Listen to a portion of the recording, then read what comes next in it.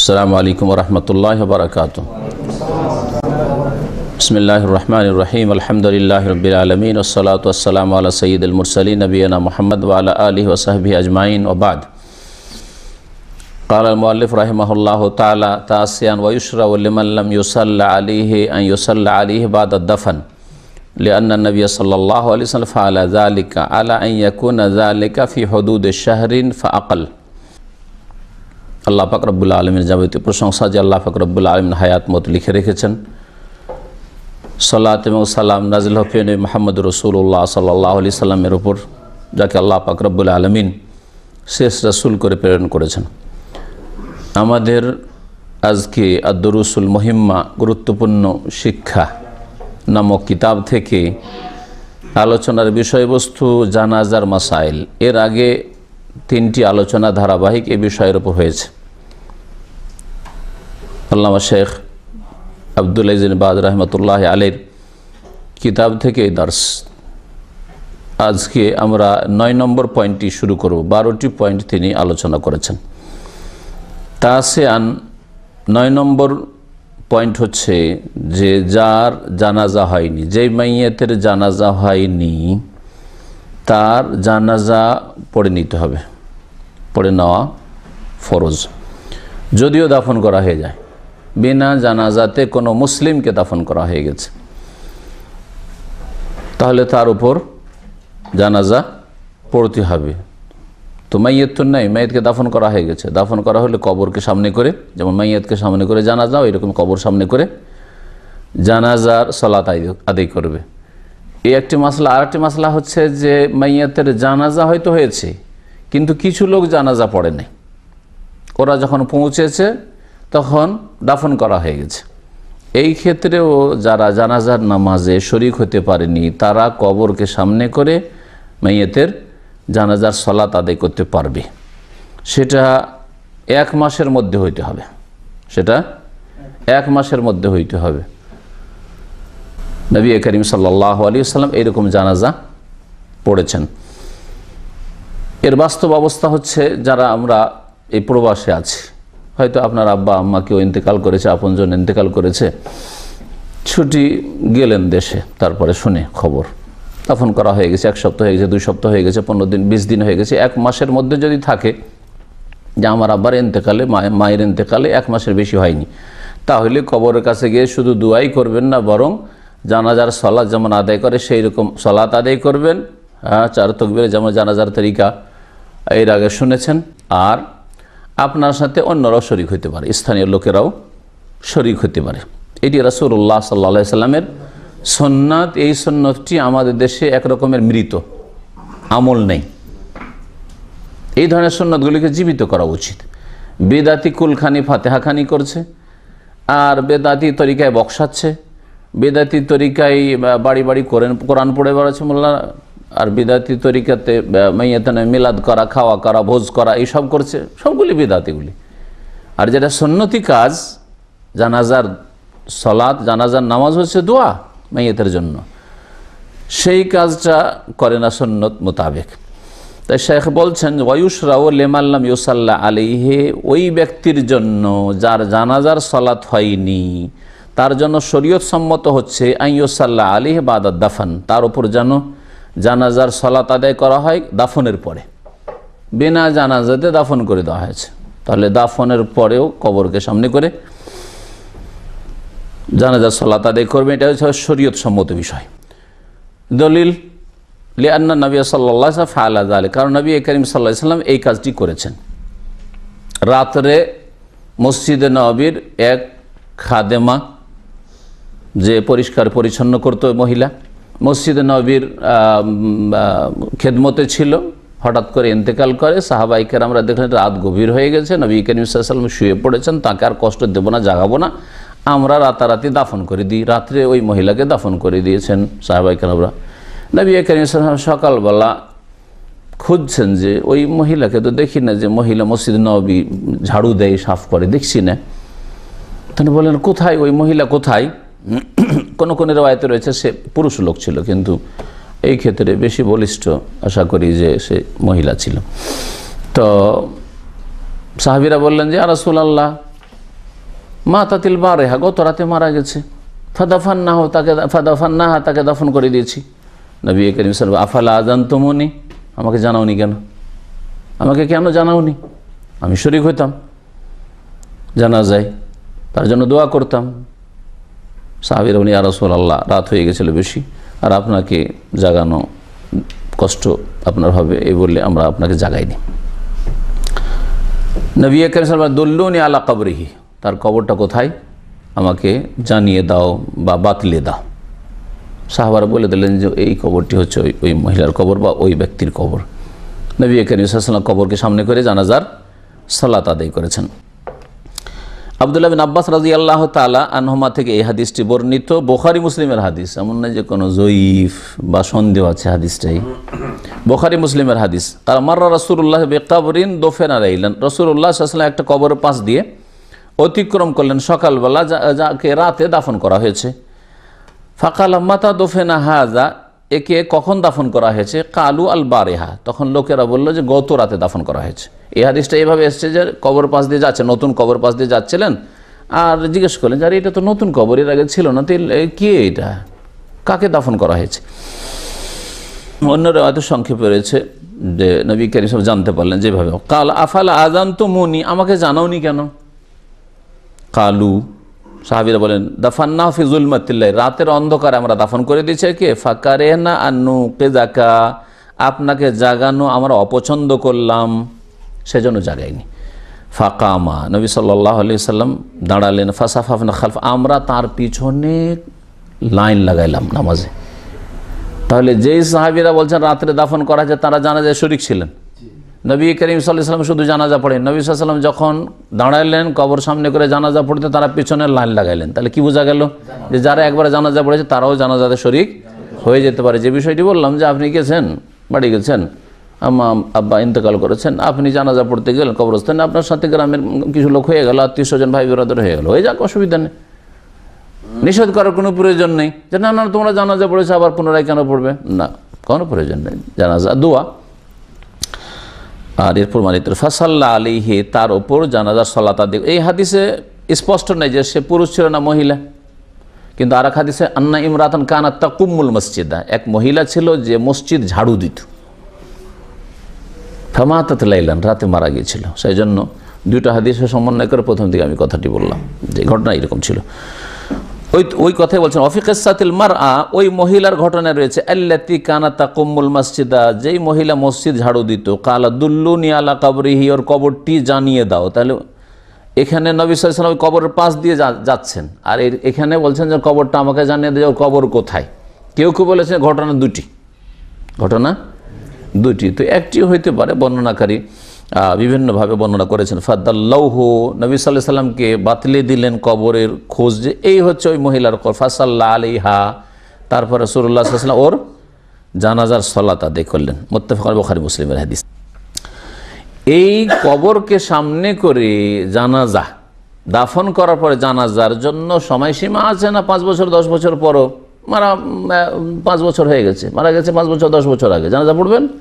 শেখ বলছেন না, ওইরকম না, 1 মাসের মধ্যে হওয়া উচিত, 1 মাসের মধ্যে হওয়া উচিত। এরবার দলিলকে যে 1 মাসের মধ্যে সীমিত করলেন, তো ওইটা দেখেন ওর দলিল হচ্ছে লেমা ওয়ারাদা আন্না উম্মা সাদ মাতাত, উম্মে সাদ, সাদের মা উম্মে সাদ এক মহিলা সাহাবিয়া ইন্তেকাল করেছিলেন। ওয়ান নবী সাল্লাল্লাহু আলাইহি ওয়াসাল্লাম গায়েব, সেই সময় নবী করিম সাল্লাল্লাহু আলাইহি ওয়াসাল্লাম অনুপস্থিত ছিলেন, মদিনায় ছিলেন না, মদিনার বাইরে ছিলেন কোথাও কোনো সফরে।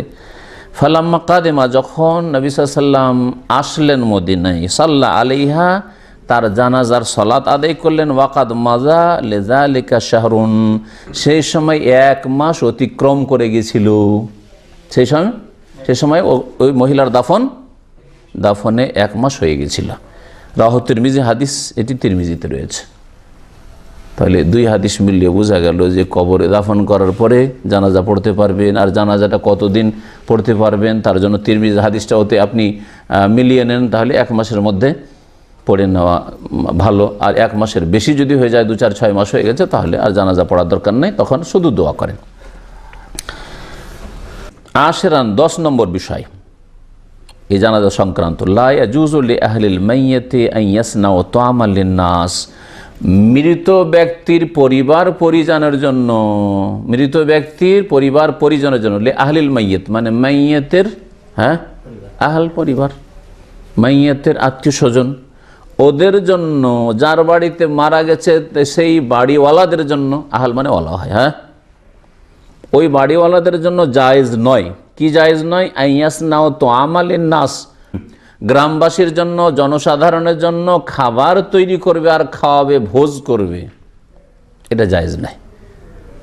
তাহলে বুঝেন আমাদের দেশের এই বিদাতি প্রথার কথা, যে মৃতের নামে খাবার, সে দিন ধরে 3 দিনে হোক, 10 দিনে হোক, আর 40-এ হোক, আর দিন নাই ধরে হোক, আমরা দিন ধরি না, এমনি খাওয়াই, দুটোই বিদাত, দুটোই জায়েজ নাই। লা ইয়াজুজু, জায়েজ নাই। কেন?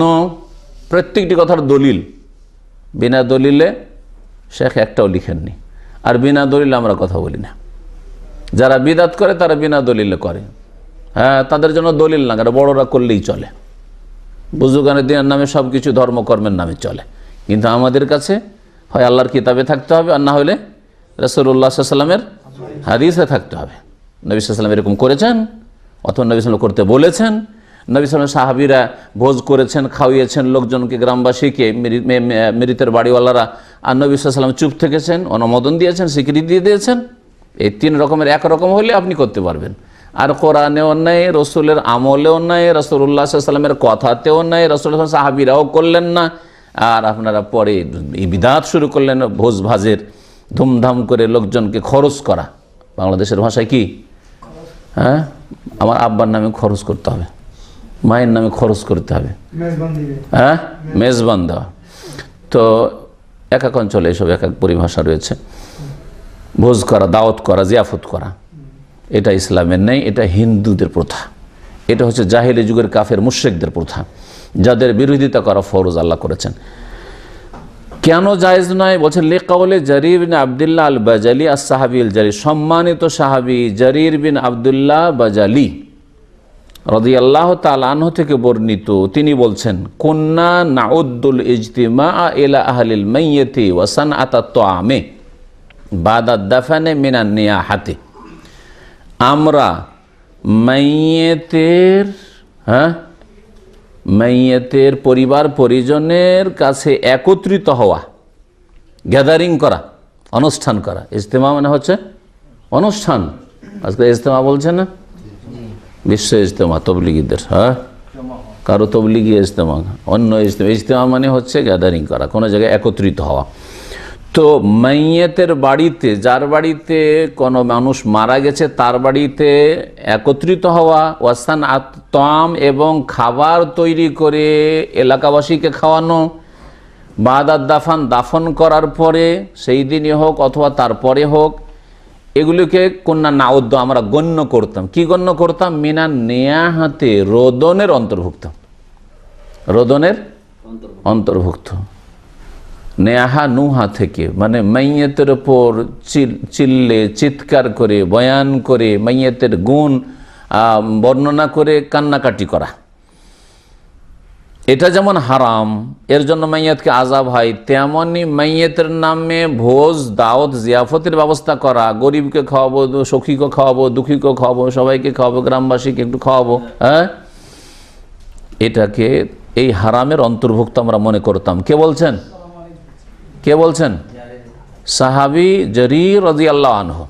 তার মানে সাহাবারা বলছেন, তার মানে নবী সাল্লাল্লাহু আলাইহি ওয়াসাল্লামের জামানায় এটাই ছিল। এই জন্য নবী করিম সাল্লাল্লাহু আলাইহি ওয়াসাল্লামের সামনে তার 2 স্ত্রীর ইন্তেকাল হয়েছে রাদিয়াল্লাহু আনহু, তারপরে 3 মেয়ের ইন্তেকাল হয়েছে, আর আপনজন আত্মীয় স্বজন তো হয়েছেই, ছেলেগুলোর ইন্তেকাল হয়েছে, কিন্তু কারো জন্য খাদ্যের ব্যবস্থা করেননি। তো আমাদের আলোচনা ছিল, আবার শুরু থেকে বলছি, আমাদের কিছু নতুন ভাইরা আসলেন সেই জন্য। শেখ বলছেন যে 10 নম্বর বিষয় হচ্ছে যে মাইয়েতের বাড়িওয়ালার জন্য খাবার তৈরি করা, জনসাধারণের জন্য, মানুষের জন্য, যে গ্রামবাসীকে খাওয়াবো, এলাকাবাসীকে খাওয়াবো, এটা জায়েজ নয়। লা ইয়াজুজু লি আহলিল মাইয়িতে, মৃতের আত্মীয় স্বজনদের জন্য জায়েজ নয়। আইয়াসনাও তো আমান, যে খাবার তৈরি করবে, লিন্নাস, লোকজনের জন্য যে খাওয়াবো সবকে, যেহেতু বাপ মারা গেছে, মা মারা গেছে, সেই জন্য একটু খাওয়াই, হ্যাঁ, করবে না। কেন? এটা জায়েজ নয়। জায়েজ নয় মানে কি? হারাম। জি। নবী করিম সাল্লাল্লাহু আলাইহি সাল্লামের প্রখ্যাত সাহাবী, as-সাহাবীউল, যে সম্মানিত সাহাবী জারির বিন আব্দুল্লাহ বাজালি রাদিয়াল্লাহু আনহু বলছেন, কুন্না নাউদ্দুল ইজতিমা, আমরা একত্রিত হওয়াকে গণ্য করতাম, এলা আহলিল মাইয়াতে, মৃতের আত্মীয় স্বজনদের কাছে, মৃতের আত্মীয় স্বজনদের বাড়িতে আমরা গ্যাদারিং করা, অনুষ্ঠান করাকে, ওয়াসান আতা তাআমি, আর খাবার তৈরি করে লোকজনকে খাওয়ানোকে গণ্য করতাম। কি গণ্য করতাম? আর কখন? এটা বাদা দাফন, দাফন করার পরে, দাফন করে আসলো, আসার পরে এখন খাওয়া দাওয়া করবে, ওই দিনে অথবা পরের দিনে অথবা 3 দিনে অথবা 10 দিনে অথবা 40 দিনে অথবা যে কোনো দিনে।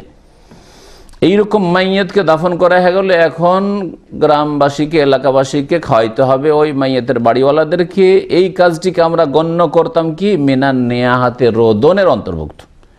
যে রোদন করা হারাম, নবী করিম সাল্লাল্লাহু আলাইহি ওয়াসাল্লাম বলছেন, আল মাইয়াতু ইউআযাবু বিবুকাই আহলি আলাইহি, মাইয়াতের ওপর যদি কান্না করা হয়, বোকা আছে হাদিস। আর হাদিস আছে, আল মাইয়াতু ইউআযাবু বিমা নিহা আলাইহি, মাইয়াতের ওপর যদি নোহা করা হয়, রোদন করা হয়, বয়ান করে কান্না করা হয়, তাহলে তার জন্য কি হয়?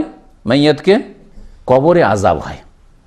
তাহলে আপনার এই মৃতের নামে খাবার তৈরি করে ভোজ করে খাওয়ানোতে মাইয়াতকে কি হয়? আযাব হয়, নেকি হয় না, ইসালে সওয়াব হয় না। ভালো করে শুনে রাখেন।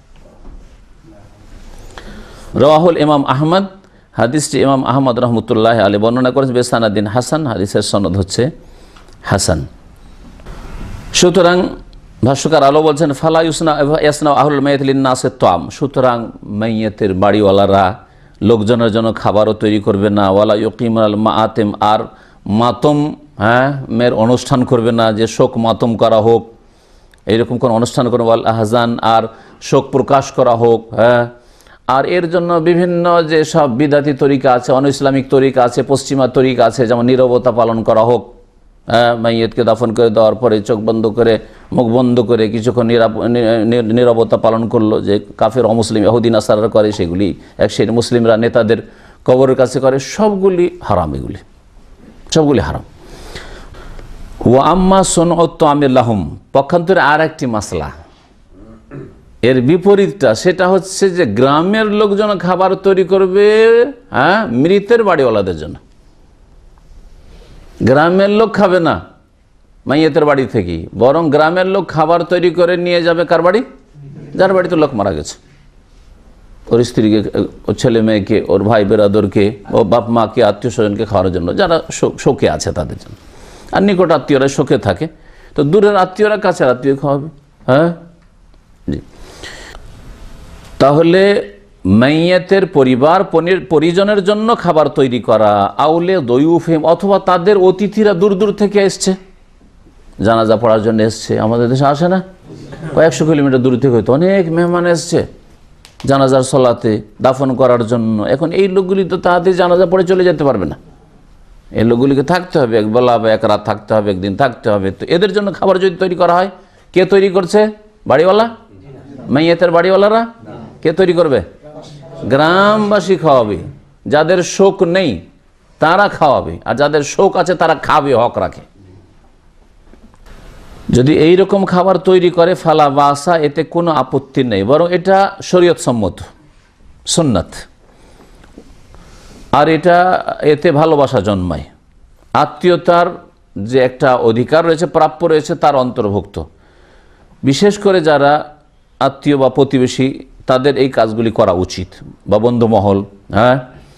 ওয়ুশরাউল আকারিবিহি ওয়া জিরানিহি আন ইয়াসনাউ লাহুম আত-তাআমা, মৃত ব্যক্তির আত্মীয় স্বজনদের জন্য এবং তার পাড়া প্রতিবেশীর জন্য শরীয়ত সম্মত, মানে সুন্নত হচ্ছে যে আন ইয়াসনাউ লাহুমুত তাআম, মৃত ব্যক্তির বাড়ির সদস্যদের জন্য খাবার তৈরি করবে, যে ওরাকে খাওয়ায়, ওরা রান্না করবে না, হয়তো আজকে খেতে চাইবে না, খাবার নিয়ে যেয়ে দিবে, তারপরে খাবার খাওয়িয়ে দিবে, বসে থাকবে যে খাবারটা খেয়ে নেন, এগুলি করবে, এগুলো শরীয়ত সম্মত।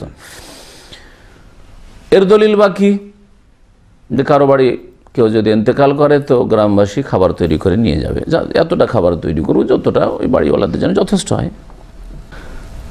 আর সেই দিনই শুধু না, শেখ বলবেন যে এর জন্য কোনো সময়সীমা, আপনি যদি চান যে 3 দিন খাওয়াবো, তার বেশি খাওয়াবো, 1 সপ্তাহ 10 দিন ধরে গ্রামের এই বাড়ি দিচ্ছে, ওই বাড়ি দিচ্ছে, ওই বাড়ি করে দিচ্ছে, ওই বাড়ি দিচ্ছে, দিতে দিতে দেখা গেল যে 1 মাস মাইয়াতের বাড়িওয়ালা তো ওদের রান্নাই করার প্রয়োজন হয় না, তো অসুবিধা নেই, তাও অসুবিধা নেই। দলিল কি যে মাইয়াতের পরিবার পরিজনের জন্য গ্রামবাসী আত্মীয় স্বজনরা খাবার দেবে? নবী করিম সাল্লাল্লাহু আলাইহি ওয়াসাল্লামের কাছে যখন জাফর ইবনে আবি তালিব রাদিয়াল্লাহু আনহুর শাহাদাতের খবর আসলো, মুতার যুদ্ধে তিনি শহীদ হয়েছিলেন, আর জাফর বিন আবি তালিব আবু তালিবের ছেলে, বড় ছেলে, আলী রাদিয়াল্লাহু তাআলার বড় ভাই, তার যখন শাহাদাতের খবর আসলো তখন নবী করিম সাল্লাল্লাহু আলাইহি ওয়াসাল্লাম বলেছিলেন, তার শাহাদাত হয়েছিল ফি শাম, শাম, তখনকার বৃহৎ শামের অন্তর্ভুক্ত জর্ডনও, যেমন বর্তমানে সিরিয়া, জর্ডন, লেবানন, প্যালেস্টাইন সবগুলি মিলে শাম। আর এখন শাম বলা হচ্ছে শুধু সিরিয়াকে। হ্যাঁ, মুতার যুদ্ধটা হয়েছিল জর্ডনে, মুতার এলাকাটি এখন জর্ডনে অবস্থিত। তো শাম দেশে বলা হয়েছে হাদিসে। আমার আহলাহু, তখন নবী করিম সাল্লাল্লাহু আলাইহি সাল্লাম নির্দেশ দিয়েছিলেন তার পরিবারকে, আইয়াস নাও তো আমাল্লে আহলে জাফর, জাফরের পরিবারের জন্য তোমরা খাবার তৈরি করো। নবী করিম সাল্লাল্লাহু আলাইহি সাল্লাম জাফরের আত্মীয়তে কে হন? চাচাতো ভাই জাফর ইবনে আবি তালেব। হ্যাঁ, আর আবু তালেব, হ্যাঁ, রাসূলুল্লাহ সাল্লাল্লাহু আলাইহি ওয়াসাল্লামের চাচা। তাহলে জাফর আর রাসূলুল্লাহ সাল্লাল্লাহু আলাইহি ওয়াসাল্লাম চাচাতো ভাই। তো রাসূলুল্লাহ সাল্লাল্লাহু আলাইহি ওয়াসাল্লাম নিজ পরিবারদের বললেন যে তোমরা খাবার তৈরি করো জাফরের বাড়ি দেওয়ার জন্য, জাফরের বাড়ি দেওয়ার জন্য। তাহলে আপনার যদি চাচাতো ভাইয়ের বাড়িতে এরকম হয়েছে, হ্যাঁ, চাচার বাড়িতে হয়েছে, এরকম খালার বাড়িতে, ফুফুর বাড়িতে, প্রতিবেশী আত্মীয় হোক আর নাই হোক, তো খাবার দেবেন। নবী করিম সাল্লাল্লাহু আলাইহি ওয়াসাল্লাম কি বলেছিলেন যে ইসনাউ লি আলে জাফর তামান, হাদিসটা রয়েছে যে ইসনাউ লি আলে জাফর তামান, জাফরের পরিবারের জন্য তোমরা খাবার প্রস্তুত করো। কেন? কাল এই কথা বলেছিলেন, ইন্নাহু আতাহুম মা ইউশগিলুহুম, কারণ তাদের ওপর এমন বিপদ আপদ এসেছে, বালা মুসিবত এসেছে, শোক এসেছে, যা তাদেরকে ব্যস্ত করে ফেলেছে রান্নাবান্না থেকে, হ্যাঁ, খাবার প্রস্তুত করা থেকে। ওরা খাবার তৈরি করবে না, অনাহারে থেকে গেলে খাবার তৈরি করবে না, বাচ্চারা অনাহারে থেকে গেলে বাচ্চাদের জন্য খাবার ব্যবস্থা করবে, তা করবে না হয়তো। আর ছোটো ছোটো বাচ্চারা ছিল, ঘন ঘন তার বাচ্চা, ছোটো ছোটো বাচ্চারা ছিল। ওই অবস্থায় জাফর রাদিয়াল্লাহু তাআলা জিহাদ ফি সাবিলিল্লাহ মুতার যুদ্ধে গেছিলেন আর শহীদ হয়েছিলেন রাদিয়াল্লাহু আনহু। এই হাদিস আবু দাউদে রয়েছে, নাসাইতে রয়েছে, ইবনে মাজায় রয়েছে, মুসনাদ আহমদে রয়েছে, হাদিসটি সহিহ। মাইয়াতের বাড়ির সদস্যদের জন্য খাবার তৈরি করলে তাতে তাদের সান্ত্বনা রয়েছে, সান্ত্বনা দিলেন, মনটা খুশি হবে না? জি, এবং তাদের মনে যাতে করে একটু শোকটা হালকা হয়, খুশিটা ফিরে আসে, এবং খাবারের জন্য যেন চিন্তা না করতে হয়। বড়রা হয়তো খাবে না, কিন্তু ছেলে মেয়ে কী খাবে চিন্তা করতে হচ্ছে, এইরকম যেন চিন্তা থেকে মুক্ত হয়ে যায়, বিশেষ করে কয়েকটা দিন প্রথম যে শোকটা খুব বেশি আছে ওই সময়গুলিতে। এই জন্যই খাবার তৈরি করা মৃত ব্যক্তির বাড়িওয়ালার বা বাড়ির সদস্যদের জন্য সুন্নাত। ওয়ালা হারাজ আলা আহলিল মাইয়াতি আন ইয়াদউ জিরানাহুম আও গায়রাহুম লিল আকলি মিনাত তাআম আল মুহদা ইলাইহিম। আর একটি মাসলা, এখন মাইয়াত যে বাড়িতে লোক মারা গেছে, হ্যাঁ, ওই বাড়িতে এত খাবার আসলো গ্রামের, হ্যাঁ, পাড়া প্রতিবেশী থেকে, যে খাবার তাদের খেয়ে দিয়ে বেঁচে গেছে, বেশি হয়ে গেছে, মানে খাবারগুলি কি করবে? নষ্ট করবে।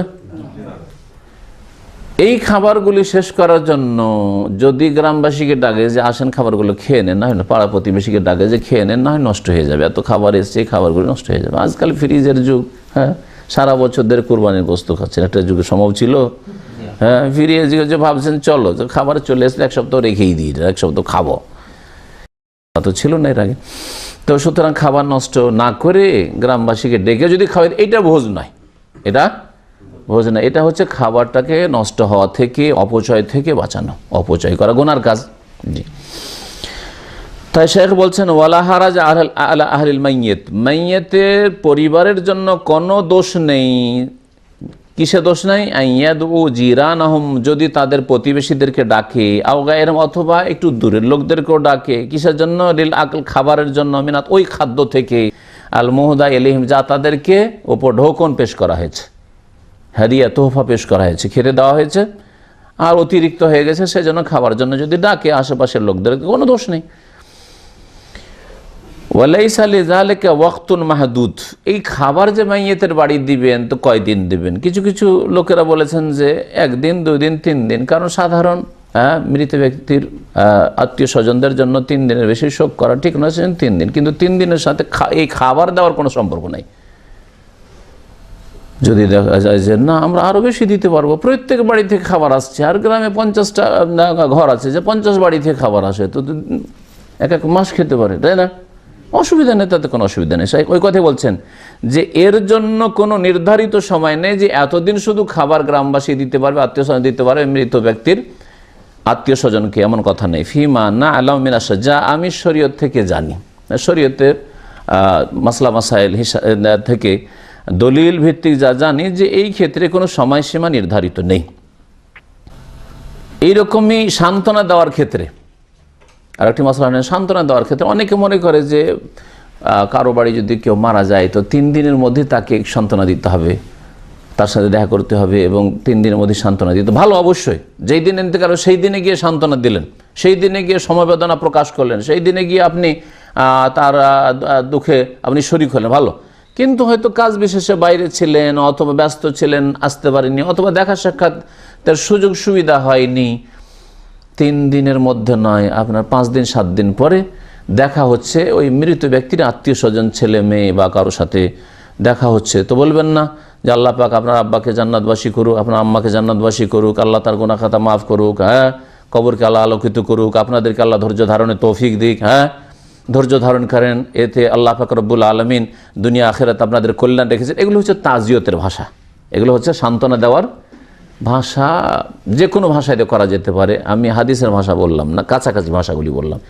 হাদিসে কিছু ভাষা এর জন্য এসেছে, ইন্না লিল্লাহি মা আখাযা ওয়া লাহু মা আতা ওয়া কুল্লু শাইইন ইনদাহু বিআজালি মুসাম্মা ফালতাসবির ওয়াল তাহতাসিব। ইন্না লিল্লাহি মা আখাযা, আল্লাহ যা নিয়েছেন সেটা আল্লাহর।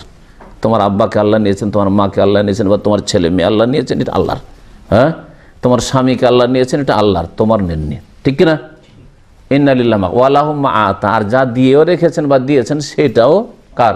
আল্লাহর, সেটাও আল্লাহর দান। হ্যাঁ, ওয়া কুল্লু শাইইন ইনদাহু বিআজালি মুসাম্মা, প্রত্যেক বস্তুর আল্লাহ সময়সীমা নির্ধারণ করেছেন, 1 মুহূর্ত আগে পিছিয়ে হবে না, সুতরাং সময় শেষ হয়ে গেছে, সুতরাং ভাই চলে গেছে।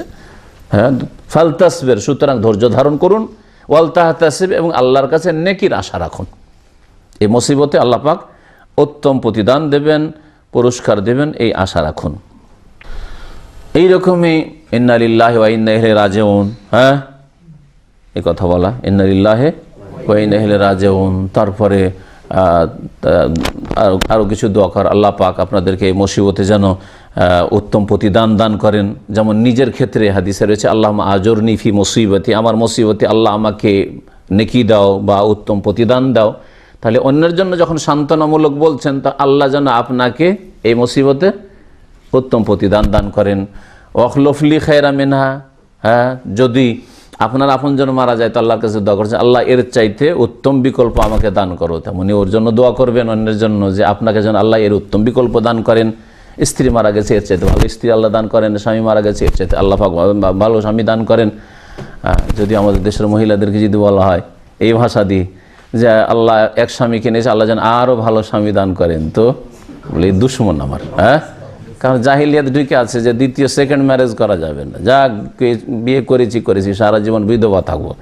আর যুবতী মানুষ বিধবা থাকার বিধবায় লুকিয়ে লুকিয়ে হারাম খাচ্ছে, হ্যাঁ, জেনায় লিপ্ত হচ্ছে, তারপরে বিয়ে করবেন। এগুলো কুসংস্কার। আমি গত সপ্তাহে বা তার আগের সপ্তাহে এদিকে ইঙ্গিত করেছি, এগুলো হিন্দু সভ্যতা। নবী করিম সাল্লাল্লাহু আলাইহি ওয়াসাল্লামের সাহাবায়ে কেরামদের যুগে, তাবেঈনদের সালাফে সালেহিনের যুগে, হ্যাঁ, কাফের বিজাতিদের সভ্যতার বিস্তার লাভের পূর্বে কোনো মুসলিম মহিলা বিধবা হয়ে বসে থাকতেন না। ভালো ছেলে পেলে বিয়ে, ভালো লোক পেলে বিয়ে বসে যেত। 11 নম্বর বিষয় হচ্ছে লা ইয়াজুজু লিল মারআতি আল ইহদাদ আলা মাইয়িত আকসার মিন সালাসাত আইয়াম ইল্লা আলা যাওজিহা। কোন মহিলার জন্য কোন মৃত ব্যক্তির ওপর 3 দিনের বেশি শোক করা জায়েজ নয়, একমাত্র স্বামী ছাড়া। স্বামী ছাড়া অন্য কারো ওপর কোনো মহিলার জন্য 3 দিনের বেশি শোক করা জায়েজ নাই। তাহলে কোনো মেয়ের মা মারা গেছে বা বাপ মারা গেছে, শোক করবে কয়দিন? 3 দিন। হ্যাঁ, ছেলে মারা গেছে, শোক করবে কয়দিন? ভাই মারা গেছে, বোন মারা গেছে, শোক করবে কয়দিন? 3 দিন। কিন্তু স্বামী মারা গেছে, শোক করবে 40 দিন। কে বললো 40? সবাই যে 40 দিন, মাশাআল্লাহ। হ্যাঁ, 40টা ভুলে যান। 41 বিদাত আছে আমাদের। 40 চিল্লা, তবলিগি চিল্লা, আর 40 আপনার কি 40 খাবারের বিদাত, আর এই 40 ইদ্যত। 40 ইদ্যত নেই, 40 কি? হ্যাঁ, 4 মাস 10 দিন। হ্যাঁ, ওয়াল্লাযীনা ইয়াতাওয়াফাউনা মিনকুম ওয়া ইয়াযারুনা আযওয়াজান ইয়াতারাব্বাসনা বিআনফুসিহিন্না 4 আশহুরিন ওয়া 10। তোমাদের মধ্যে যারা ইন্তেকাল করবে, মৃত্যুবরণ করবে, ওয়া ইয়াযারুনা আযওয়াজান, আর স্ত্রীদেরকে ছেড়ে যাবে, ইয়াতারাব্বাসনা বিআনফুসিহিন্না, তারা অপেক্ষা করবে, বিবাহ শাদী করতে পারবে না, শোক করবে স্বামীর জন্য। স্বামীর জন্য শোক করবে, স্ত্রীর জন্য আবার শোক নেই। আবার সমান সমান। হ্যাঁ, যেহেতু সাম্যের আজকাল আন্দোলন চলছে, স্বামী স্ত্রী সমান হব, নারী পুরুষকে সমান করব, কলকারখানায় পুরুষ কাজ করবে তো তার স্ত্রীকে কাজ করতে হবে, এসব পশ্চিমা সভ্যতা। সুতরাং শোক, মহিলা এখন মিছিল করবে যে তোমার জন্য যদি 4 মাস 10 দিন আমাকে শোক করতে হয়, তো তুমি কতদিন আমার জন্য শোক করবে? তোমাকেও করতে হবে 4 মাস 10 দিন শোক। হ্যাঁ, না, ইসলামে এইসব নেই। আল্লাহ যিনি সৃষ্টি করেছেন তিনি ভালো করে জানেন যে কার জন্য কতটা শোক করতে হবে আর কার জন্য কতটা শোক করা কল্যাণকর। তো আল্লাহ বলছেন ইয়াতারাব্বাস না, ওই মহিলারা, স্ত্রীরা কি করবে? ইয়াতারাব্বাস না বিআনফুসিহিন্না, শোক করবে, অপেক্ষা করবে, ইদ্যত কাটাবে। 4 আশহুর, 4 মাস, ও 10 এবং 10 দিন, 4 মাস 10 দিন। ভালো করে মনে রাখেন, কোরআন কারীমের আয়াত। তো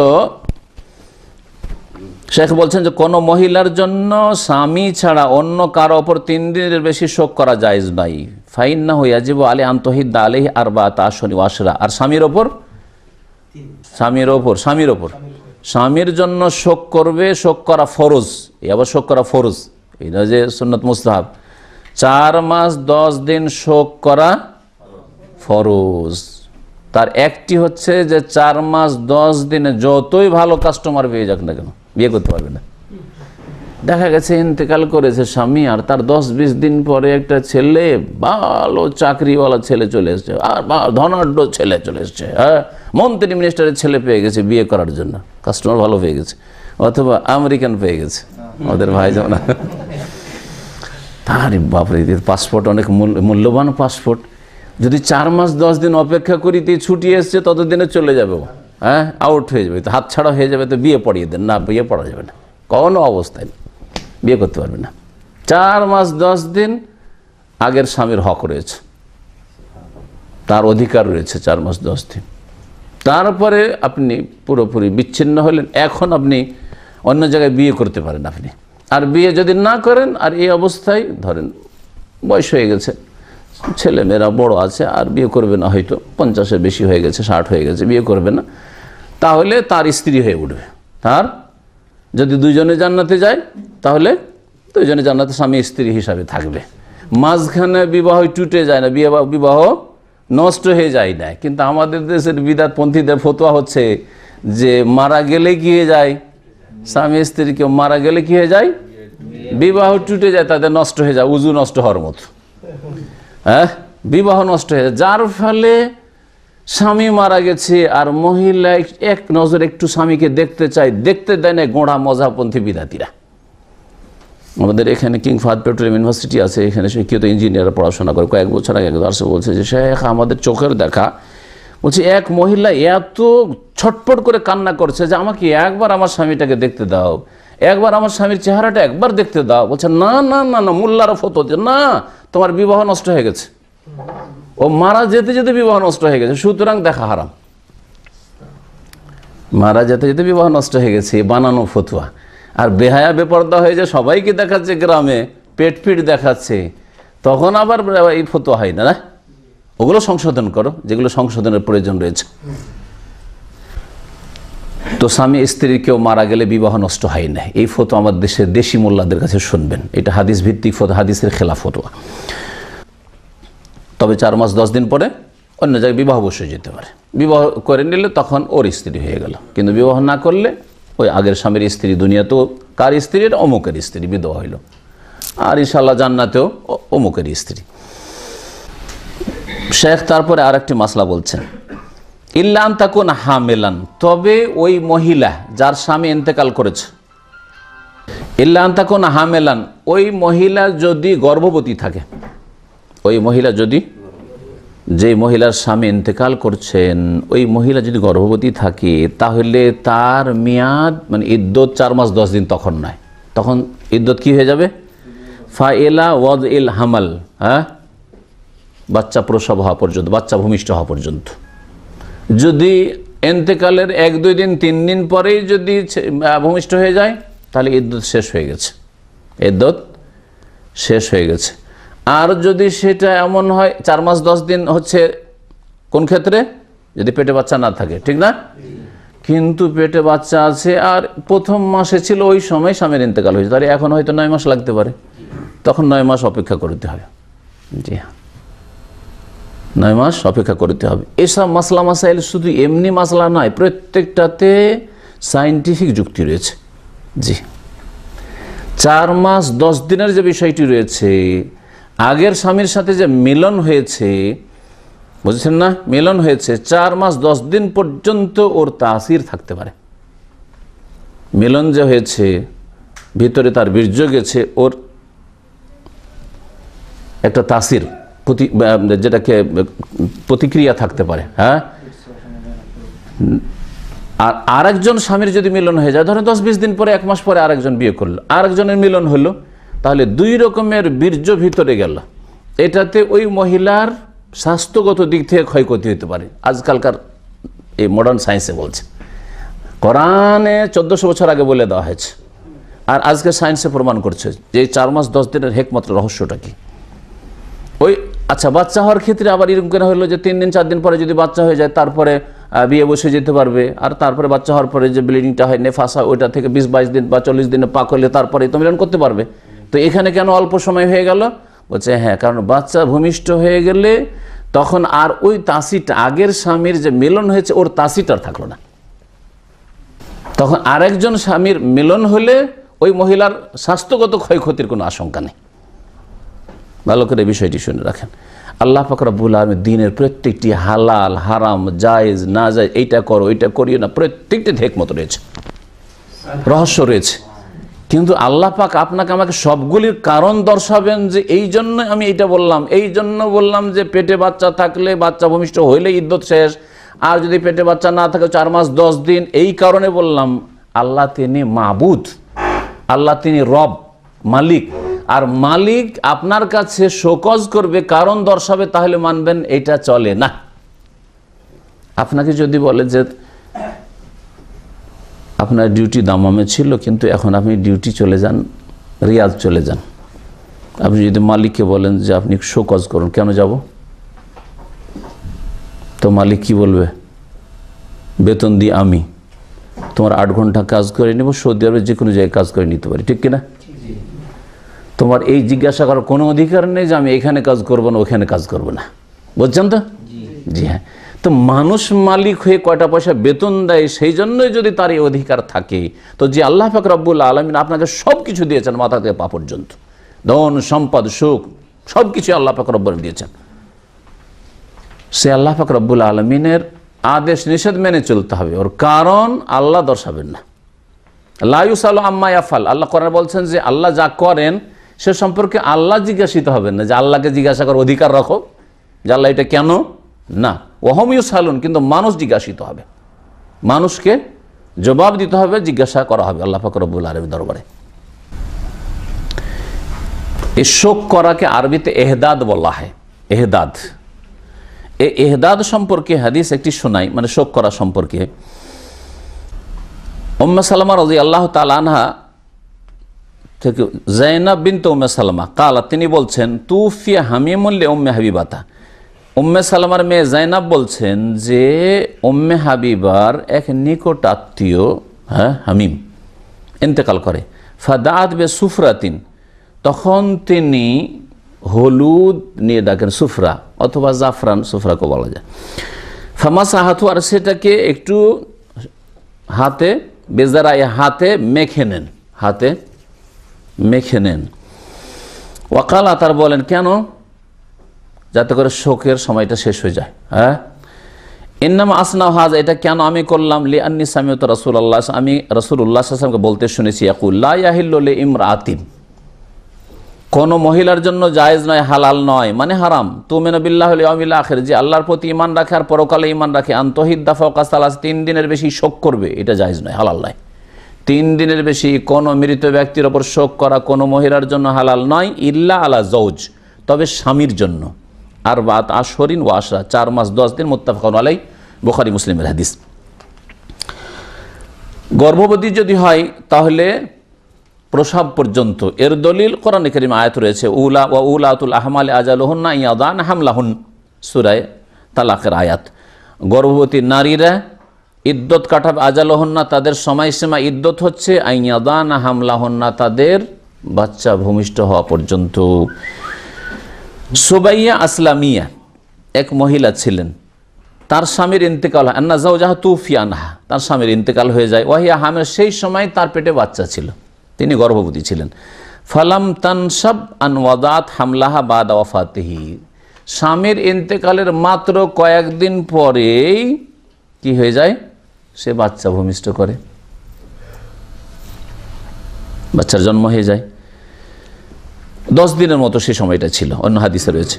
কালা, তিনি বলে ফাতাইতু রাসূলুল্লাহ, তখন রাসূলুল্লাহ সাল্লাল্লাহু আলাইহি ওয়াসাল্লামের কাছে আস, কেন সংশয়, এদিকে এক আয়াত আছে 4 মাস 10 দিনের কথা, আর মাত্র 10 দিনের মধ্যে আমার বাচ্চা ভূমিষ্ঠ হয়ে গেল, তো 10 দিন পরে কি আমি এখন আমার শোক বা ইদ্যত শেষ, এখন আমি যে কোনো জায়গায় বিয়ে বসতে পারবো, এ মাসলা জানার জন্য। ফাতাইতু রাসূলুল্লাহ সাল্লাল্লাহু আলাইহি ওয়াসাল্লাম, আমি রাসূলুল্লাহ সাল্লাল্লাহু আলাইহি ওয়াসাল্লামের কাছে আসলাম, ফাসাআলতু আন যালিক, এই বিষয়ে আমি জিজ্ঞেস করলাম তাকে। ফাফতানি, তখন আমাকে ফতোয়া দিলেন। ফতোয়া মানে শরীয়তের মাসলা বলা, তাহলে আমাকে ফতুয়া মানে কোরআন হাদিস ছাড়া ফতুয়া নয়।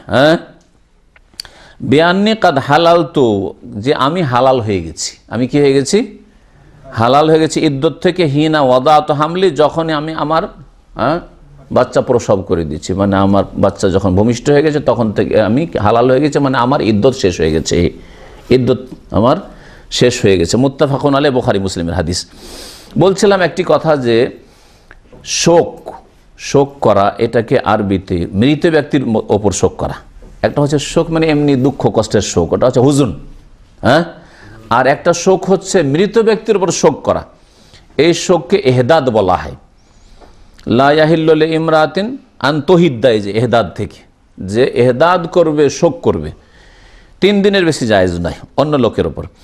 এই এহদাদে কি কি কাজ মহিলা করবে না, অর্থাৎ মাসলা বুঝেন, একজন পুরুষ ইন্তেকাল করল, তার স্ত্রীকে ছেড়ে, স্ত্রী আছে, বিবাহিত মানুষ, এই স্ত্রীর জন্য কি কি করা আবশ্যক, এই সময়টাই স্বামী ইন্তেকাল করেছে, কি কি করা আবশ্যক, শোক করতে হবে, এক কথাই কি করতে হবে, শোক করতে হবে। শোক মানে কি, শোক কটা জিনিসকে সামিল, 5টি জিনিসকে সামিল, ভালো করে শুনে রাখেন।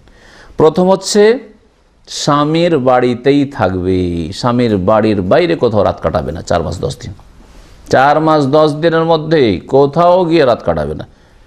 মায়ের বাড়ি, বাবার বাড়ি, ভাইয়ের বাড়ি, বোনের বাড়ি, অথবা এরকম ঘটনা ঘটেছে যে মহিলা লেখাপড়া করে এখনো কলেজে, আমার এলাকার ঘটনা, কামেল পরীক্ষা দিবে, ও আলিয়া মাদ্রাসার পড়া মহিলা কামেল পরীক্ষা দিবে, পরীক্ষা রয়েছে, পরীক্ষার মাত্র 10-15 দিন আগে তার স্বামীর ইন্তেকাল হয়েছে, কয়েক বছর আগের ঘটনা এটা। আর পরীক্ষা দিতে হবে, তার সেন্টার পড়েছে 200 কিলোমিটার দূরে বাড়ি থেকে, 200 কিলোমিটার দূরে। এখন কি করবে, কারণ বাড়ির বাইরে যাওয়া জায়েজ নাই, আর ও পরীক্ষা দেওয়ার জন্য, পরীক্ষা দেবেই সে, একবারে উঠে পড়ে লেগেছে পরীক্ষা দেওয়ার জন্য, সেটাও ছাড়ানো যাচ্ছে, তার তো একটা পরীক্ষা, মানে একটা লেভেলের পরীক্ষা, কামেল পরীক্ষা। তখন এই ক্ষেত্রে একজন বড় আলেম ফতোয়া দিলেন যে ঠিক আছে, পরীক্ষা দেওয়ার জন্য যাবে আর দিনে দিনে ফিরে চলে আসবে। যেমন কারো যদি স্বামীর ইন্তেকাল হয়, ওই বিধবা মহিলা নিজের বাগানে যেতে পারে, নিজের জমিতে নামতে পারে, নিজের শাকসবজি এর জন্য একটু মাঠে বাড়ির পিছনে নামতে পারে বা পর্দার সাথে যেতে পারে যে কোনো জায়গায়, আর দিনে দিনে ফিরে চলে আসবে, রাত কাটাবে না। 4 মাস 10 দিন কোথাও রাত কাটাতে পারে না। বাড়িতে লজুমুল বাইত, বাড়িতে থাকবে, স্বামীর বাড়িতে অবস্থান করবে যদি সেখানে থাকা সম্ভব হয়। কিন্তু নিরাপত্তা যদি না থাকে, স্বামীর বাড়িতে কেউ দেখাশোনার নেই, বাপকে ডেকে নেবে থাকার জন্য, আপন ভাইকে ডেকে নেবে যে 4 মাস 10 দিন আমার সাথে কেউ থাক, আমি একাই থাকতে পারবো না, তাও ব্যবস্থা নেই, নিরাপত্তা নেই, ইজ্জত নেই, টানাটানি, হ্যাঁ, তাহলে তখন স্থানান্তরিত হতে পারবে, যেখানে নিরাপত্তা আছে সেখানে চলে যেতে পারবে। তো একটি বিষয় হলো কি, 5টির মধ্যে স্বামীর বাড়িতে অবস্থান করবে 4 মাস 10 দিন। আর 2 নম্বর হচ্ছে যে সুন্দর ভালো কাপড় পরবে না। লবসুল জামিল মিনাস সিয়াব, হ্যাঁ, ভালো ভালো কাপড় পরবে না। ধরেন ভালো ভালো শাড়ি আছে, ভালো ভালো সালোয়ার কামিজ আছে, হ্যাঁ, ভালো ভালো পোশাক আছে, এগুলি পরবে না। আকর্ষণীয় পোশাকের কথা, যেগুলো আকর্ষণীয় পোশাক, ওই আকর্ষণীয় পোশাকগুলি বাড়ির ভিতরেও পরবে না। বাইরে তো আকর্ষণীয় পোশাক কখনো পরবে না, কিন্তু বাড়ির ভিতরে আকর্ষণীয় পোশাক পরবে না। তাহলে কীরকম পোশাক? শুধু কালো না, কালো জরির নাই, যেটা আকর্ষণ নাই, হয়তো সবুজও হইতে পারে, নীলও হইতে পারে, কিন্তু বেশি আকর্ষণ নাই, হতে পারে। কিন্তু লাল অথবা তাতে নকশা আছে, হ্যাঁ, ইত্যাদি, এইরকম যত না হয়। 3 নম্বর হচ্ছে যে অলংকার পরবে না, অলংকার পরবে না। তাহলে স্বামীর ইন্তেকালের পরে নাকে, গলায় বা হাতে যদি থাকে অলংকার, তাহলে খুলে রেখে দিবে। 4 মাস 10 দিন খুলে রাখবে। 4 মাস 10 দিন পরে আগে যেমন পড়তো ওই রকমই পড়তে পারবে। আমাদের দেশের বিধবা মহিলাদের কুসংস্কার হচ্ছে যে স্বামী মারা গেছে আর জীবনে কখন গয়নাগাটি পড়বে না, হ্যাঁ, অলংকার পরবে না। না, এটা ভুল, এটা বিদআত, আবার বাড়াবাড়ি। আবার অজ্ঞতার কারণে অনেকের স্বামী মারা গেছে, অলংকার পরে আছে। এখানে দাম্মামের ঘটনা, একটা উর্দু ভাষী পরিবার, 3-4 বছর আগে তার স্বামী মারা গেছে। আমাদের প্রতিবেশী খবরটা পেয়ে আমার ফ্যামিলি গেল একটু দেখার জন্য, যে প্রতিবেশীটুকু দেখে আসি। গিয়ে দেখে দ্বিতীয় দিনে, এতেকালের দ্বিতীয় দিনে সবগুলি মালা পরে আছে, যা পরেছিল আগের পরে আছে, চুড়ি পরে আছে, নাকে আছে, সব আছে, কানে আছে, অলংকার আছে। তখন তাদের বলে যে এগুলো খুলে ফেলতে হবে। আমরা তো জানি না, দেখছেন অনেকগুলি মহিলা বসে আছে, বলছে আমরা তো কেউ জানি না। তাহলে বোঝা গেল যে মুসলিম সমাজে অজ্ঞতা আছে। অজ্ঞতার কারণে কেউ শোকের সময় যেটা জায়েজ নয় সেটা পরে থাকছে, আবার কেউ বাড়াবাড়ি করে বিধবা হয়েছি তো হয়েছি, সারা জীবনের জন্য হয়েছি, মত পর্যন্ত তার কোনো অলংকারই পরবে না, এটাও ঠিক না।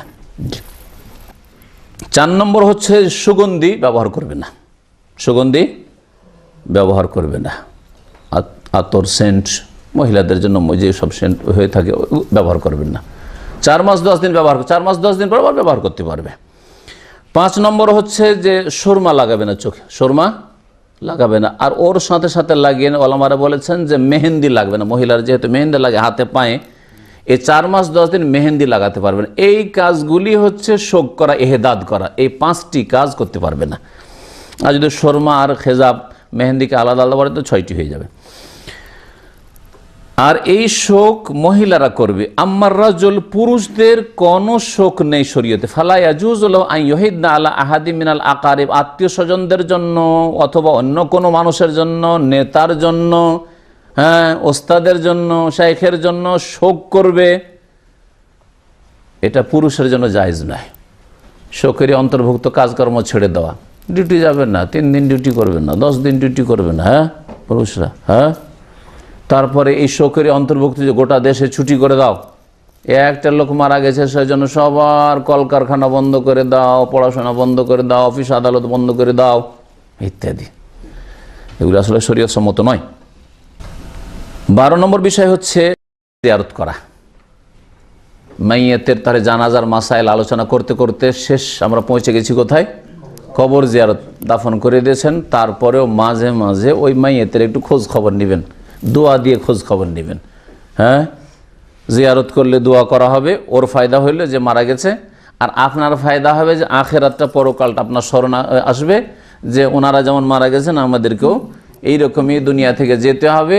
ওনারা যেমন বদলার জগতে চলে গেছেন, ভালো মানুষ হলে ভালো নিয়ামত পাচ্ছেন, আর যদি পাপ করে গিয়ে থাকেন তো কত আযাব হচ্ছে, ওই রকম আমারও অবস্থা হবে। সুতরাং নিজের সংশোধন করে দুনিয়া থেকে বিদায় হওয়ার চেষ্টা করবেন। এই জন্য কবর জিয়ারত মাঝে মাঝেই করা সুন্নাত। সানি আশার 12 নম্বর 12 নম্বর বিষয় হচ্ছে ইউসরা উলির রেজাল, পুরুষদের জন্য শরীয়ত সম্মত সুন্নত হচ্ছে জিয়ারতুল কবর, কবর জিয়ারত করা, বাইনা ওয়াক্ত ওয়া আখার, কখনো কখনো, মাঝে মাঝে। কিসের জন্য? লিদ দোয়া এলাহম, মৃতদের জন্য দোয়া করার জন্য, ওয়াত্তার রাহম আলিহিম, আর মৃতদের জন্য রহমতের দোয়া করার জন্য, যে আল্লাহ তুমি তাদের উপরে রহম করো, দয়া করো, গুনাহ খাতা মাফ করো ইত্যাদি। অতাযাক্কুরুল মত, দ্বিতীয় উদ্দেশ্য হচ্ছে মতকে স্মরণ করা, অমাবাদার মতের পরে কি হবে, হাসর নাসর, পুনরুত্থান, জবাব দিতে হবে, হিসাব হবে, দাঁড়িপাল্লায় ওজন হবে, নেকি গোনা ইত্যাদি সব স্মরণ করা। লিকাউলিন নবী সাল্লাল্লাহু আলাইহি ওয়াসাল্লাম, নবী করিম সাল্লাল্লাহু আলাইহি ওয়াসাল্লাম হাদিস, জুরুল কবুরা, হে মানুষ, হে মুসলিম, তোমরা কবর জিয়ারত করো, কবর জিয়ারত করো। ফাইন্নাহা তুযাক্কিরুকুমুল আখিরা, কারণ তাতে তোমাদের পরকাল স্মরণ করিয়ে দেবে। কবর জিয়ারত করলে কি হবে? পরকাল তোমাদের স্মরণ করিয়ে দিবে। আচ্ছা বলেন যে কাঁচা কবর জিয়ারত করলে পরকাল স্মরণ হবে, না ওই পাকা কবর যেগুলি ইনকামের সোর্স মাজার হয়ে বসে আছে, হ্যাঁ, আর যেখানে হাজার হাজার লোক ধর্ণা দিচ্ছে গিয়ে আর কোটি কোটি টাকা ইনকাম হচ্ছে, সেগুলি দেখে আখিরাত স্মরণ হবে? বলুন তো দেখি, বুঝছেন না কথা? আপনার বাপের কবর, মায়ের কবরটা কাঁচা কবর, বন জঙ্গল হয়ে গেছে, ধসে পড়ে গেছে, মাটি বুকের ওপর পড়ে গেছে, এটা দেখলে বেশি আখিরাত স্মরণ হবে যে আমাকে এরকম কবরে আসতে হবে? নাকি পাকা কবর দেখতে যাবেন, মাজারগুলি দেখতে যাবেন, হ্যাঁ, জিলানি, চিশতিয়া, শাহজালাল, শাহপরান, আটরশি, এগুলো দেখতে যাবেন, আর ওখানে দেখবেন আরে টাকার টাকা, ইনকাম আর ইনকাম, ইনকাম আর ইনকাম, পীর সাহেবদের আর উদ্দিনাসীনদের ইনকামের শেষ নেই। আরে আমিও যদি একটা মাজার চালু করতে পারি তা আমারও তো টেনশন দূর হয়ে যাবে, টাকা পয়সা। তো আখিরাত স্মরণ আসবে না পয়সা স্মরণ আসবে? যারা কি বড় লোক হয়েছে রে, আমিও তো বড় লোক হইতে পারি এরকম করে, তো পয়সা স্মরণে আসবে। তো মাজার দেখে কখন আখিরাত স্মরণ হয় না, পয়সা স্মরণ হয়, যে এরা এত টাকা ইনকাম করে আমরা কি করে করব? বুঝা গেছে? আর মাজারে যেহেতু শিরক হচ্ছে, আল্লাহ ছাড়া অন্যকে ডাকা হচ্ছে, সেজদা করা হচ্ছে, সংখ্যা বাড়ালেন, বাতিলের সহযোগিতা করলেন আপনি। তারপরে যারা দর্শক গিয়েছে মূর্খ লোক, তাদেরকে ধোকায় ফেলে দিলেন। দাড়িওয়ালা মানুষ যদি আর ঢিলা ঢালা জুব্বা পরে যদি চলে যান আপনি মাজারে, তাহলে মূর্খ লোকেরা যারা অশিক্ষিত, তারপর যে দেখেন জুব্বা পরে এসছে, আরব থেকে শেখ এসছে, আমাদের ভাই জোহা ভাই যদি চলে যান কোনো মাজারে, তাহলে মাশাআল্লাহ আরবের শেখ এসছে মাজার জিয়ারত, আমরা কেন যাবো না? ভারতের লোক, আরবের লোক যদি আসতে পারে তো ভারতের লোক কেন যাবো না? ধোকা খাবে না? কিন্তু আপনি গিয়েছেন হয়তো তামাশা দেখতে, যে দেখি ওরা কি করে, না তামাশা দেখতে যাবেন না, তামাশা দেখতে যাবেন না। তামাশা দেখতে গেলে একবার ভালো আলেমে দিনেরা যাবে, যাতে চোখে দেখে এসে বলতে পারে যে এগুলো শিরক কুফরি আল্লাহর সাথে। দরগার পূজা আর দুর্গার পূজায় কোনো পার্থক্য নেই। আর জনসাধারণ দাড়ি নিয়ে আর টুপি পাঞ্জাবি নিয়ে যাচ্ছেন আর বলছেন না না আমরা তো সেজদা করতে যাইনি, আর আমরা তো ওখানে করে গিয়ে ওই মাজারে মনে করি না যে কিছু পাওয়া যাবে, এই জন্য যাইনি, দেখতে গেছিলাম যে কি করে না করে, এই জন্য গেছিলাম। মেলা শ্রেণীর লোক আছে। এই এক শ্রেণীর লোক হলো যে আমরা তামাশা দেখতে গেছিলাম, আর এক শ্রেণীর লোক আছে যে দোয়া করার জন্য গিয়েছিলাম, ওনার জন্য দোয়া করছিলাম, হ্যাঁ, ওনার কাছে না, ওনার জন্য আল্লাহর কাছে। আরে ওনার জন্য কেন আল্লাহর কাছে দোয়া? ওনাকে তো অনেক বড় ওলি মনে করছেন, তো ওনার চাইতে বেশি আপনার বাপ মুখাপেক্ষী দোয়ার, আপনার গ্রামবাসী মুখাপেক্ষী দোয়ার। তো গ্রামবাসীর জন্য, গরিব দুঃখীগুলোর জন্য দোয়া করেন, পাপি তাপিগুলোর জন্য দোয়া করেন। ওকে তো ওলিউল্লাহ বানিয়ে ফেলেছেন, তো এত বড় ওলিউল্লাহর জন্য আর দোয়া করার দরকারটা কি? এদের জন্য দোয়া করেন। বুঝছেন কথা? জি হ্যাঁ। আর তারপরে কবর জিয়ারত, কাছের কবর জিয়ারত, কবর জিয়ারত সফর করা জায়েজ নাই। আর একটা মাসলা শুনে রাখেন। আর মাজারগুলি যারা জিয়ারত করতে যায় তারা সফর করে যায়, ঠিক কিনা? ঢাকা থেকে চিটাগাং চলেছেন, ঢাকা থেকে চলেছেন সিলেট, শাহজালাল, সফর করে যাচ্ছেন, আটরশি চলেছেন, এটা হারাম। এটা লা তুসাদ্দু রিহাল ইল্লা ইলা সালাসাতি মাসাজিদ, 3 মসজিদ ছাড়া কোথাও নেকির আশায় সফর করা জায়েজ নাই। সফর করে কবর জিয়ারত করতে যাওয়া যায় না। কবর জিয়ারত করবেন কাছের কবর। দাম্মামে আছেন আপনি দাম্মামের কবর জিয়ারত করবেন, রিয়াজে আছেন রিয়াজের কবর জিয়ারত, মক্কায় আছেন মক্কার কবর জিয়ারত করবেন, মদিনায় আছেন মদিনার কবর জিয়ারত করবেন, ঢাকায় আছেন ঢাকার কবর জিয়ারত করবেন, ঢাকায় আছেন আর গ্রামের বাড়ি কবর জিয়ারত করতে যায়, কোনো প্রয়োজন করে না। আপনার কবর দেখলে আখিরাত স্মরণ আসবে। যদি বলে যে আমি দোয়া করব, তো দোয়া করার জন্য যে কোনো জায়গা থেকে মাইয়াতের কাছে দোয়া পৌঁছিতে পারে, সেজন্য কবরের পাশেই যেতে হয় এমন কোনো জরুরি বিষয় নেই। তবে যখন হয়তো ছুটি গেলেন বা গ্রামের বাড়ি গেছেন, আমার আত্মীয় স্বজন এরা, এগুলো কবর আত্মীয় স্বজনের, সুতরাং তাদের জিয়ারত করেন, কোনো দোষের কথা নেই। কিন্তু সফর করে শুধু যাবেন কবর জিয়ারত করার জন্য, এরকম কাজ করবেন না।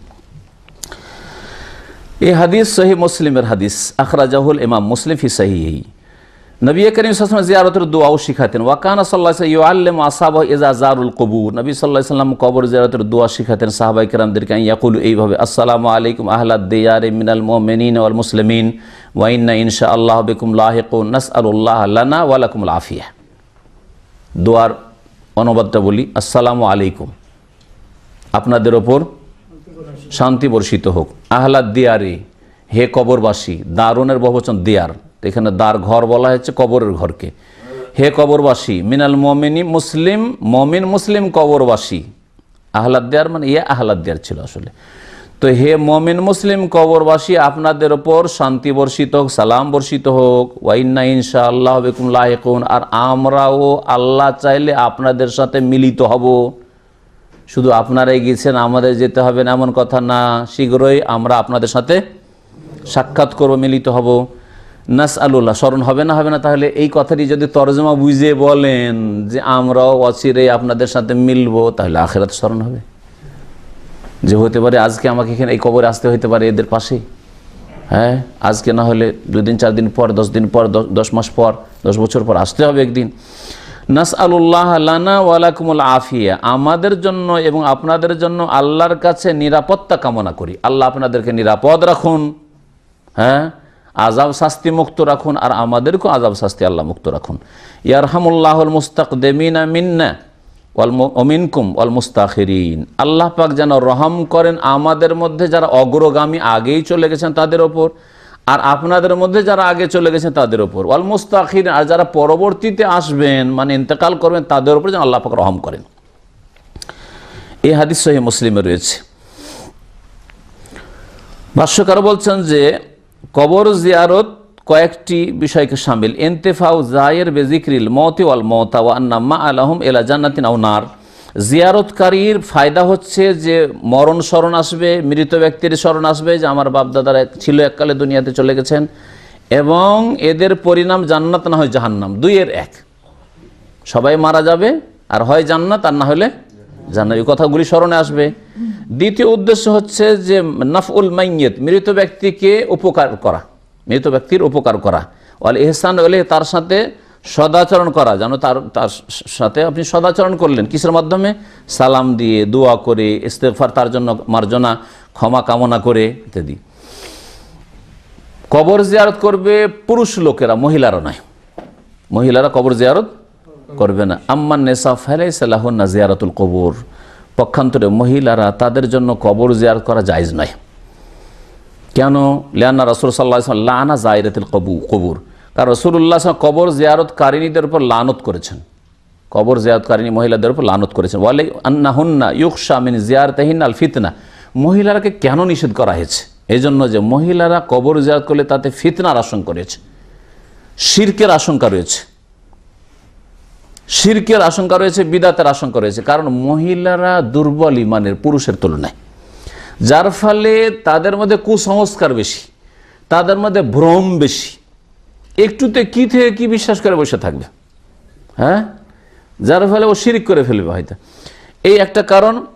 আর একটা কারণ হচ্ছে যে মহিলারা ধৈর্য হারা বেশি, পুরুষ কান্না শুরু হয়ে গেছে। এক ভাই বলছে যে আমি বলেছি যে আর একটা বিয়ে করবো, সারা রাত কান্না করেছ, সারা রাত কান্না করেছে ওর স্ত্রী। তো মহিলা হচ্ছে এরকম অধৈর্য, আসলে একটুতে কান্না শুরু করে। তো কবর জিয়ারত করতে এসে ওই কবরস্থানে কান্না শুরু করে দিবে, বাপের কবরের কাছে, ভাইয়ের কবরের কাছে, স্বামীর কবরের কাছে, ছেলের কবর, আর ওখানে চিৎকার করে কান্না শুরু করে দিবে। পুরুষ লোক এরকম কাজ করবে না, যার ফলে মহিলাদের জন্য কবর জিয়ারত করা নিষেধ। যে হাদিসে আছে যে মা আয়েশা রাদিয়াল্লাহু তাআলা আনহা জিজ্ঞেস করে, ইয়া রাসূলুল্লাহ, কবর জিয়ারতের দোয়া কি, যদি কবরের পাশ দিয়ে যায় তাহলে কি বলবো? তো দোয়া শিখেছেন। এই হাদিসকে কেউ পেশ করে বলেছেন না মাঝে মাঝে জিয়ারত করতে পারো, ওই হাদিসে জিয়ারতের কথা নেই। যদি কবরের পাশ দিয়ে অতিক্রম করি, মহিলা কবরস্থানের পাশ দিয়ে যাচ্ছে অন্য টার্গেটে কোথাও যাচ্ছে, আর কবরস্থান পাশে, তখন ওই দোয়া পড়বে কিন্তু এই উদ্দেশ্য করে টার্গেট করে যে আমি কবর জিয়ারতে যাচ্ছি, মহিলা যাবে না। দুটো মাসলায় পার্থক্য। রাস্তা দিয়ে স্বামী স্ত্রী দুইজনে যাচ্ছেন আর পাশে কবরস্থান, তাহলে আপনি যেমন বলবেন আসসালামু আলাইকুম আহলা দিয়ার, এই দোয়া পড়বেন, তেমনি আপনার স্ত্রীও পড়বেন, কোনো অসুবিধা নেই। কিন্তু জিয়ারত করতে যাচ্ছেন শুধু কবরস্থানে, আপনি যাবেন, আপনার স্ত্রী যাবে না, মহিলারা যাবে না। আমাদের দেশে একটা জিয়ারতের বা সালামের, কবরস্থানে সালাম করার জয়ীফ হাদিস আছে, ওটা আবার প্রসিদ্ধ, দেশের মানুষরা মুখস্থ রাখে, সতর্ক করে দেওয়া জরুরি। সেটা হচ্ছে আসসালামু আলাইকুম ইয়া আহলাল কুবুরে ইয়াগফিরুল্লাহু লানা ওয়া লাকুম আনতুম সালাফুনা ওয়া নাহনু বিল আসার। এই হাদিসটি জয়ীফ, এই হাদিসটি হচ্ছে দুর্বল। সুতরাং এই দোয়া না পড়ে যে দোয়াটি উল্লেখ করা হলো, এই দোয়াটি মুখস্থ করবেন। বলছেন যে মহিলাদের জিয়ারত কেন নিষেধ করা হয়েছে, কারণ এদের ফিতনার আশঙ্কা বেশি, কখন শিরক বিদাতে লিপ্ত হয়ে যায়। ওয়াকিল্লাতুস সাবর, এবং এদের মধ্যে ধৈর্যও কম। ওয়াহাকাযা লা ইয়াজুজু লাহুন্না ইত্তিবাউল জানাইজ ইলাল মাকবারা, এইরকমই মহিলাদের জন্য কবরস্থান পর্যন্ত জানাজা পড়তে যাওয়া যায় না। সবাই গ্রামবাসী জানাজা পড়তে যাচ্ছে, মহিলা একদল বেরিয়েছে আমরাও জানাজা পড়ব কবরস্থানে, তো এটা জায়েজ নাই। কিন্তু মসজিদে যদি জানাজা হয়, আর মসজিদে মহিলারা 5 ওয়াক্ত সালাতের জন্য, কোনো নামাজ পড়ার জন্য এসছিল বা আছে, আর পুরুষদের জামাতের পিছনে যদি শরিক হয়ে যায়, তাহলে জায়েজ রয়েছে। যেমন মক্কায় মদিনায় দেখছেন যে মহিলা সেকশনে মহিলারা জানাজায় শরিক হচ্ছে, কিন্তু যদি ওই মহিলারা বলে যে চলে যায় একটু আল মোয়াল্লা কবরস্থানে চলে যায়, আর বাকির কবরস্থানে চলে যায়, আমরা পুরুষরা যাচ্ছে আমরা চলে যাই, না যাবে না। হ্যাঁ, ওই রকমই আপনার গ্রামে কবরস্থানে জানাজা, কবরস্থানে গিয়ে আমাদের কবরস্থানের আশেপাশে জানাজা হয় গিয়ে ওখানে মাঠে, তো মাঠে জানাজা হচ্ছে আর মহিলা একদল বেরিয়ে গেছে জানাজা পড়ার জন্য, এটা জায়েজ নয় তাদের জন্য। জানাজা পড়ার জন্যও যাবে না, আর কবর জিয়ারত করতেও যাবে না। বলছে ওয়াহাকাযার এইরকমই লা ইয়াজুজু লাহুন্না, নারীদের জন্য জায়েজ নয় যে ইত্তিবাউল জানাইজ, জানাজার অনুসরণ করা, ইলাল মাকবার, কবরস্থান পর্যন্ত, কবরস্থানে যাবে জানাজা পড়ার জন্য, এটা জায়েজ নয়। লিআন্না রাসূলুল্লাহ সাল্লাল্লাহু আলাইহি ওয়াসাল্লাম নাহাহুন্না আন যালিকা, কারণ রাসূলুল্লাহ সাল্লাল্লাহু আলাইহি ওয়াসাল্লাম মহিলাদেরকে নিষেধ করেছেন। নহিনা আন ইত্তিবাইল জানাইজ, আমাদেরকে জানাজার অনুসরণ করতে নিষেধ করা হয়েছে, দাফন করতে যাবে, জানাজা পড়তে যাবে নিষেধ করা হয়েছে। আম্মা সালাতু আলাল মাইয়িতি ফিল মসজিদ, তবে যদি মৃত ব্যক্তির ওপর জানাজা পড়া হয় মসজিদে, আর মসজিদে জানাজা পড়া জায়েজ আছে, শুনে রাখেন। পক্ষান্তরে আমাদের দেশের মযহাবি ফতোয়াতে মসজিদে জানাজা পড়া জায়েজ নয়, মসজিদে জানাজা পড়া তাদের কাছে জায়েজ নয়। জায়েজ নয়ের দলিল হচ্ছে যুক্তি, একদিকে দলিল হাদিস আর একদিকে যুক্তি, এই হচ্ছে পার্থক্য। যুক্তি কি বলছে, মাইয়াতের পেশাব পায়খানা যে কোনো সময় বেরিয়ে আসতে পারে, আর ওই লাশকে কি করে মসজিদে ঢুকাবেন, সুতরাং মসজিদে ঢুকানো চলবে না লাশ। যখন মসজিদে যখন ঢুকানো চলবে না, তো মসজিদে জানাজা পড়াও চলবে না। এটা হলো দেশের মযহাবি ফতোয়া, যে সংখ্যাগরিষ্ঠ মযহাব রয়েছে সেই মযহাবের ফতোয়া। পক্ষান্তরে অধিকাংশ আইম্মায়ে কেরামদের ফতোয়া হচ্ছে যে মসজিদে জানাজা জায়েজ রয়েছে, আর ওর দলিল রয়েছে। দলিল যেহেতু ভাষ্যকার উল্লেখ করেছেন, সেই তার ভাষাতে দলিলটা পেশ করছি। বলছেন যে আম্মা সালাতু আলাল মাইয়িতি, মৃত ব্যক্তির ওপর জানাজা পড়া ফিল মসজিদে, মসজিদে, আও ফিল মুসাল্লা, অথবা ঈদগাহে, ফাহিয়া মাশরুআতুন, সেটা শরীয়ত সম্মত, লির রিজালি ওয়ান নিসায়ে জামিয়ান, পুরুষ নারী উভয়ের জন্য। ঈদের দিন ঈদগাহে ঈদের নামাজ পড়ছে, ওই সময় বেশ কিছু জানাজা চলে এসছে, আর ঈদগাহের এক সাইডে মহিলারাও আছে বা পিছনে মহিলারাও আছে, তোরা শরিক হইতে পারবে না? পারবে না। যেমন ঈদের শরিক হবে, এরকম জানাজা তো, জানাজা আসল উদ্দেশ্য ছিল না। আসল উদ্দেশ্য কি ছিল? ঈদের শরিক হওয়া ছিল, আর সেখানে জানাজা পেয়ে গেছে, সুতরাং জানাজা সালাতে শরিক হইতে পারবে। দলিল শুনেন, আব্দুর রহমান বিন আবি সালমা বলছেন যে আন্না আয়েশা লাম্মা তুফিয়া সাদ বিন আবি ওয়াক্কাস রাদিয়াল্লাহু আনহু, সাদ বিন আবি ওয়াক্কাস রাদিয়াল্লাহু আনহুর যখন ইন্তেকাল হলো, তখন আয়েশা রাদিয়াল্লাহু তাআলা বললেন, কালাত, তিনি বললেন, উদখুলু বিহিল মসজিদা, এ সাদ বিন আবি ওয়াক্কাসের জানাজা বা লাশটাকে, খাটটাকে মসজিদে ঢুকিয়ে দাও, মসজিদের ভিতরে নিয়ে আসো। কে বললেন? মা আয়েশা রাদিয়াল্লাহু, রাসূলুল্লাহ সাল্লাল্লাহু আলাইহি ওয়াসাল্লামের বিবি বলছেন যে সাদ বিন আবি ওয়াক্কাস আশরা মুবাশশারা, 10 জন জান্নাতের সুসংবাদ প্রাপ্ত সাহাবী, তার একজন। বলছেন যে ওর জানাজাটাকে বা এটাকে, খাটটাকে মসজিদের ভিতরে নিয়ে আস, হাত্তা ওসাল্লি আলাইহি, কেন? আমি তার জানাজা পড়ব, তার জানাজা পড়ব। মাঠে জানাজা পড়া যাবে না, কিন্তু এখানে জানাজা পড়ছে জন্য। ফাউনকেরা যালিকা আলাইহা, আয়েশা রাদিয়াল্লাহু তাআলা যখন মসজিদে নিয়ে আসতে বলেন, কিছু কিছু সাহাবীরা আপত্তি করলে যে না, কেমন হলো, মসজিদে কেন নিয়ে যাবে? ফাকালা, তখন আয়েশা রাদিয়াল্লাহু তাআলা বললেন যে তোমরা দলিল জানো না? ওয়াল্লাহি আল্লাহর কসম করে বলছে লাকাদ সাল্লা রাসূলুল্লাহ সাল্লাল্লাহু আলাইহি ওয়াসাল্লাম আলা ইবনাই বায়দা ফিল মসজিদে সুহাইল ওয়া আখিহি রাওয়াহু মুসলিম। হাদিস সহিহ মুসলিমের। আল্লাহর কসম করে বলছি রাসূলুল্লাহ সাল্লাল্লাহু আলাইহি ওয়াসাল্লাম জানাজা পড়েছিলেন বায়জার দুই ছেলের। বায়জা নামক একজন সাহাবী ছিলেন, তার দুই ছেলের ইন্তেকাল হয়। এই দুই ছেলের হয়তো পরপর ইন্তেকাল হয়। এই দুই ছেলেরই জানাজা মসজিদে পড়েছেন, মসজিদে নববীতে। একজনের নাম ছিল সুহাইল আর আরেকজন তার ভাই ছিল, যার নাম উল্লেখ করা হয়নি। হ্যাঁ, রাওয়াহু মুসলিম। ফাদাল্লাল হাদিস, এই হাদিস প্রমাণ করে যে আন্নাল মারআতা তুসাল্লি আলাল জানাজা, মহিলা জানাজার সালাত আদায় করতে পারবে। এখান থেকে আমাদের জানাজার আলোচনা শেষ হলো। আল্লাহ পাক রব্বুল আলামিন যেন আমাদেরকে কোরআন এবং হাদিসের অনুসরণ করার তৌফিক দান করেন, জানার তৌফিক দান করেন, মানার তৌফিক দান করেন, পালন করার তৌফিক দান করেন। আল্লাহ পাক আমাদের ভুল ভ্রান্তি মাফ করে দেন। সমস্ত রকমের শিরক বিদাত থেকে, বিশেষ করে কবর সংক্রান্ত যে শিরক বিদাত রয়েছে, আল্লাহ পাক এসব শিরক বিদাত থেকে, যেটা আজকের বিষয়বস্তু জানাজা সম্পর্কিত যেসব বিদাত রয়েছে, আল্লাহ পাক সমস্ত থেকে বেঁচে থাকার যেন তৌফিক দান করেন। আর যারা গোমরাহিতে পড়ে রয়েছে তাদেরকে হিদায়াত করার আল্লাহ পাক যেন আমাদের তৌফিক দান করেন। তাদের কাছে কোরআন সুন্নাহর কথা পৌঁছাবার আল্লাহ যেন তৌফিক দান করেন। আমাদের কথাতে আল্লাহ পাক যেন বরকত দান করেন, কাজে আল্লাহ পাক বরকত দান করেন, হায়াতে বরকত দান করেন। আল্লাহ পাক রব্বুল আলামিন আমাদের সকলকে জান্নাতুল ফিরদৌস যেন দান করেন। ওয়া সাল্লাল্লাহু আলা নবিয়িনা মুহাম্মদ ওয়া আলা আলিহি ওয়া সাহবিহি আজমাইন। সময় হয়ে গেছে, খালাস। আজকে অনেক বেশি সময় হয়ে গেছে। এখানে অন্য দিনে করবে, মঙ্গলবার তো থাকছি না, শুক্রবার। আজকে আর কোনো প্রশ্ন নেই, সময় 9:40 হয়ে গেছে। কথা বলছেন? সুতরাং যদি কারো প্রশ্ন থাকে পার্সোনাল আসুন। সাল্লাল্লাহু নবিয়িনা মুহাম্মদ ওয়া আলা আলিহি ওয়া সাল্লাম। সুবহানাকাল্লাহুম্মা ওয়া বিহামদিকা আশহাদু আল্লা ইলাহা ইল্লা আনতা